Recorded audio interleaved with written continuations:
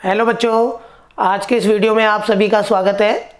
तो बच्चों, आज हम इस वीडियो में आपके लिए लेके आए हैं एक्सरसाइज 3.5 का क्वेश्चन नंबर 4 का फोर्थ वाला पार्ट। तो अगर हम फोर्थ वाले पार्ट को थोड़ा ध्यान से पढ़ें तो फोर्थ वाले पार्ट में दो प्लेसेस हैं, ए और बी।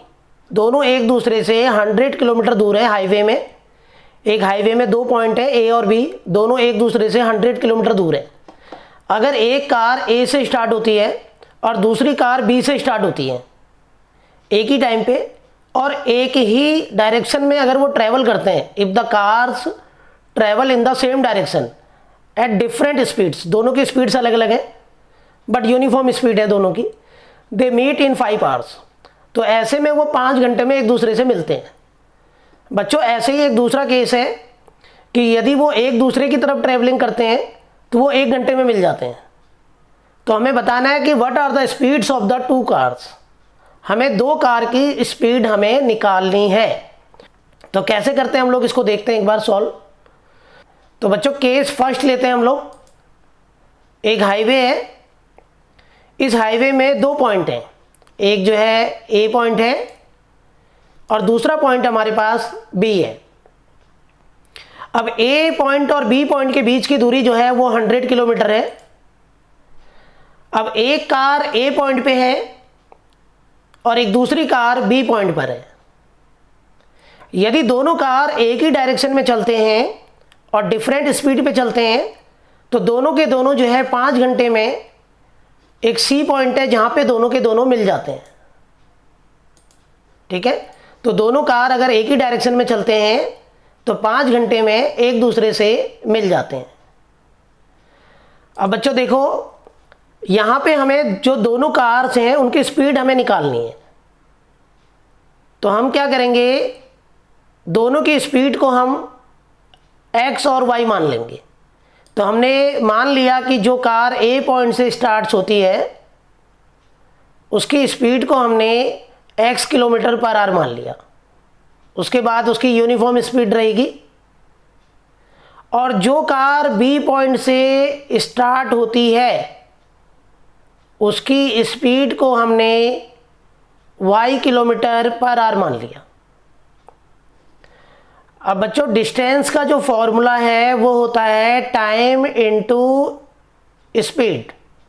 तो अगर हम देखें कि ए पॉइंट पे जो कार है उसने कितना डिस्टेंस कवर किया, तो टाइम इनटू स्पीड।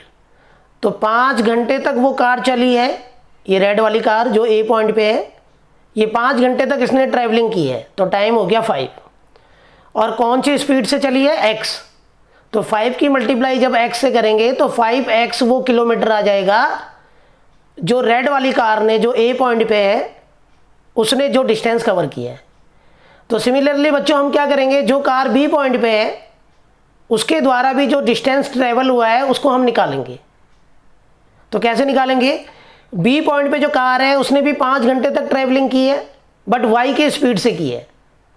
तो टाइम इनटू स्पीड, टाइम 5 है और स्पीड y है, तो 5y किलोमीटर ट्रैवलिंग की है बी कार ने। अब बच्चों, अगर हम अकॉर्डिंग टू क्वेश्चन देखें तो ध्यान से देखें तो ए और बी के बीच की दूरी 100 है।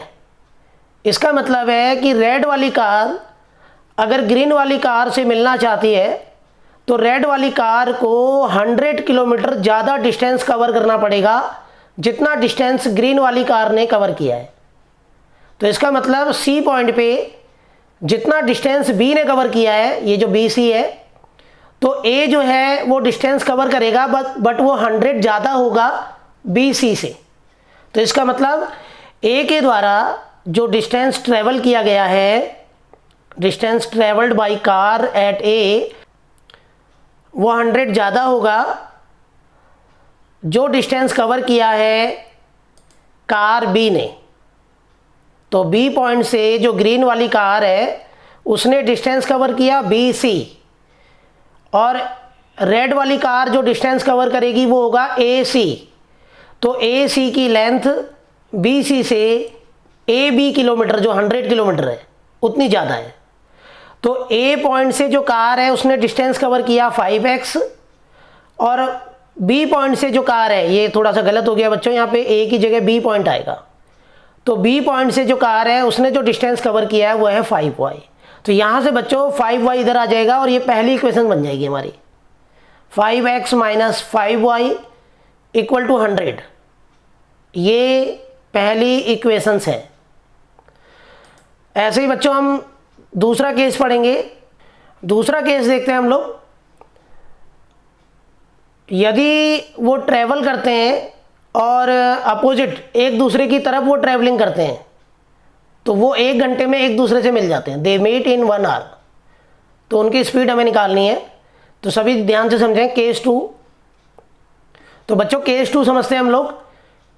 जैसे एक हाईवे है, इसके बीच की दूरी जो है 100 किलोमीटर है। तो एक ए पॉइंट है और दूसरा बी पॉइंट है, दोनों के बीच की 100 किलोमीटर दूरी है। तो जो कार ए पॉइंट पे है वो बी की तरफ जाती है और जो कार बी पॉइंट पे है वो ए की तरफ आती है। तो दोनों कार जो है एक दूसरे की तरफ आ रहे हैं। तो एक दूसरे की तरफ आ रहे हैं तो दोनों कार जो है, माना एक पॉइंट है जहां पे वो दोनों एक दूसरे को मिल जाते हैं। ठीक है, तो हमें बताना है कि दोनों की स्पीड कितनी कितनी है। तो ये दूसरा केस है बच्चों। तो यहाँ पे ये दोनों कार एक दूसरे से मिलते हैं और 1 घंटे में मिल जाते हैं। तो इसका मतलब जो डिस्टेंस कवर किया है ए पॉइंट से जो कार स्टार्ट हुई है उसने 1 घंटे में जो डिस्टेंस कवर किया है वो x है। ठीक है, क्योंकि टाइम तो 1 ही घंटा है और स्पीड x है। तो 1 की मल्टीप्लाई अगर x से करेंगे तो x आ जाएगा। उसी प्रकार से जो कार बी पॉइंट से स्टार्ट हुई है, जो कार बच्चों बी पॉइंट से स्टार्ट हुई है उसने 1 घंटे में जो ट्रेवलिंग की है, डिस्टेंस निकालने का फॉर्मूला है टाइम इनटू स्पीड, वो हो जाएगा y किलोमीटर। क्योंकि टाइम तो 1 आवर है ना और स्पीड y है, तो ये हो जाएगा y किलोमीटर। ठीक है, अब इसके बाद अगर हम देखें तो दोनों ने मिलकर 1 घंटे में जो डिस्टेंस कवर किया है, जैसे ए पॉइंट पे जो कार है उसने 1 घंटे में डिस्टेंस कवर किया x किलोमीटर, ऐसे ही बी पॉइंट पे जो कार है उसने जो डिस्टेंस कवर किया y किलोमीटर। तो दोनों ने मिलकर जो डिस्टेंस कवर किया वो है 100 किलोमीटर। क्योंकि अगर ए और बी से चलने वाली कारें एक दूसरे को यहाँ पे मिलते हैं तो दोनों मिलकर जो डिस्टेंस कवर करेंगे वो 100 होगा। तो बच्चों यहाँ पे ये दूसरी इक्वेशन हमें मिल गई। एक इक्वेशन है 5x minus 5y equal to 100 और दूसरी इक्वेशन से हमारी x plus y equal to 100। ठीक है, तो इसको समझते हैं हम लोग। अब यहाँ पे हम लोग, ये इक्वेशन हमारी 2 है। तो बच्चों हम लोग एलिमिनेशन मेथड अप्लाई करेंगे। तो हम किसी एक को इक्वल करेंगे, तो 1 की मल्टीप्लाई ऊपर कर दी और 5 की मल्टीप्लाई नीचे। तो 1 की मल्टीप्लाई जब इक्वेशन फर्स्ट में करेंगे तो ये हमारा 5x minus 5y equal to 100 आ जाएगा। और जब 5 की मल्टीप्लाई इक्वेशन 2 में करेंगे बच्चों तो ये हमारा हो जाएगा 5x plus 5y equal to 500। अब यहाँ पे अगर हम ध्यान से देखें तो माइनस 5y एक बार माइनस में एक बार प्लस में है, तो एडिंग करने से ये एलिमिनेट हो जाएगा y वाला वेरिएबल। तो एडिंग करेंगे, एडिंग में साइन नहीं बदलने आपने। ये 5y माइनस और प्लस में है तो कैंसिल हो जाएगा और 5x प्लस 5x हमारा 10x हो जाएगा बच्चों। और 100 प्लस 500 600 हो जाएगा। 600 को जब हम 10 से डिवाइड करेंगे तो x इक्वल टू हमारा 60 आ जाएगा। ऐसे ही जो x हमारा 60 आया है उसे हम इक्वेशन फर्स्ट में रखेंगे, putting value of x equal to 60 in equation 2। तो इक्वेशन 2 हमारा क्या है, x plus y equal to 100। हम इक्वेशन फर्स्ट में भी रख सकते हैं। तो हमने x को हटा के उसकी जगह बच्चों 60 रख दिया, फिर y यहीं रहेगा और 60 उधर जाके माइनस हो गया, तो y की वैल्यू आ गई है 40। तो इसका मतलब बच्चों x जो हमने माना था वो माना था जो कार a पॉइंट से स्टार्ट होती है उसकी स्पीड को हमने x माना था, तो उसकी स्पीड हो जाएगी 60 किलोमीटर पर आवर। और जो कार b पॉइंट से स्टार्ट हुई थी उसकी स्पीड को हमने y किलोमीटर पर आवर माना था, y हमारा 40 किलोमीटर पर आवर निकला। इस तरीके से इसे हमें करना है। अब बच्चों हम इसका 5th वाला पार्ट देखते हैं। फिफ्थ वाले पार्ट में हमें एक रेक्टेंगल जो है दिया हुआ है, उस रेक्टेंगल का एरिया जो है वो कम हो जाता है, 9 स्क्वायर यूनिट्स कम हो जाती हैं यदि हम उसके लेंथ में 5 यूनिट कम कर दें और जो उसकी ब्रेथ है उसमें 3 यूनिट्स हम प्लस कर दें। तो ये पहला केस था। ऐसी दूसरा केस है, यदि हम लेंथ को इंक्रीज कर दें 3 यूनिट्स और जो ब्रेथ है उसको 2 यूनिट्स ये इंक्रीज कर दें, तो टोटल एरिया जो है वो इंक्रीजेज हो जाता है बाई 67 स्क्वायर यूनिट्स। तो बच्चों हमें डायमेंशन निकालने हैं रेक्टेंगल्स के। तो रेक्टेंगल्स के जो डायमेंशन है वो 2 ही होते हैं, लेंथ और ब्रेथ। तो हमें लेंथ और ब्रेथ निकालनी है। तो हमने क्या किया, लेट कर लिया कि लेट द जो लेंथ है रेक्टेंगल की उसे हमने x मान लिया, ठीक है। वैसे ही जो ब्रेथ है उसे हमने y मान लिया। अब बच्चों एरिया ऑफ रेक्टेंगल क्या होता है, एरिया ऑफ रेक्टेंगल होता है L इंटू बी। तो L इंटू बी होता है, तो L हमारा x है और b हमारा y है, तो एक्स वाई इसका एरिया आ गया। अब हम अकॉर्डिंग टू क्वेश्चन देखें और फर्स्ट केस देखें। तो फर्स्ट केस में है कि अगर हम लेंथ को, ये ना लेंथ को अगर हम 5 यूनिट्स कम कर दें, तो बच्चों पहले लेंथ कितनी थी x, अब हमने 5 यूनिट कम कर दी तो कितनी हो गई x माइनस 5।